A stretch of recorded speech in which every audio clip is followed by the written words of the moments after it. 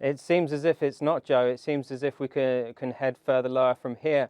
We've got economic concerns rising up all over the world here, pushing oil prices lower, low oil prices, egging on economic concerns, and so we're just in this vicious circle, it would seem.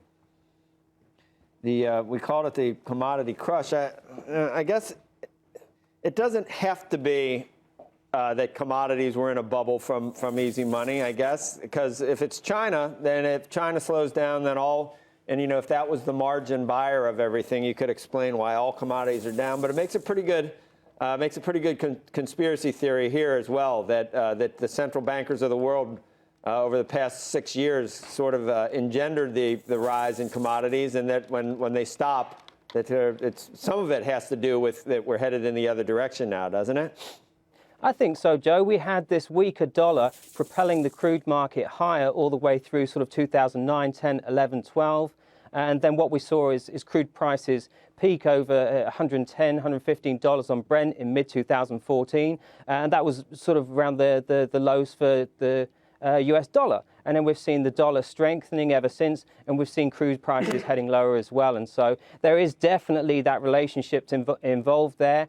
You've really got this situation where in the land of the blind, the one-eyed man is king. In terms of the US doing not so bad, but compared to everybody else, it's doing pretty stellar, to be honest. And so that is lending strength to the dollar. We've had an interest rate hike here. We're seeing stimulus coming through from everywhere else and devaluation in pretty much every other currency, from the Turkish lira to the Canadian loonie, from the Russian ruble to the Brazilian real. And so really from that perspective, if you think the dollar is going to strengthen going forward, you've really got to expect further headwinds for the crude market. We're supposed to all be out of food by now, too, Matt, and you know, more people are getting fed with fewer acreage.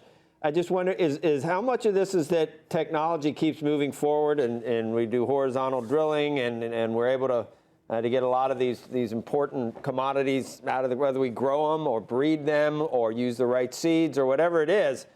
I mean, commodities get cheaper as humanity advances, it seems like, and all these arguments about population growth and everything else, they never seem to catch up with reality.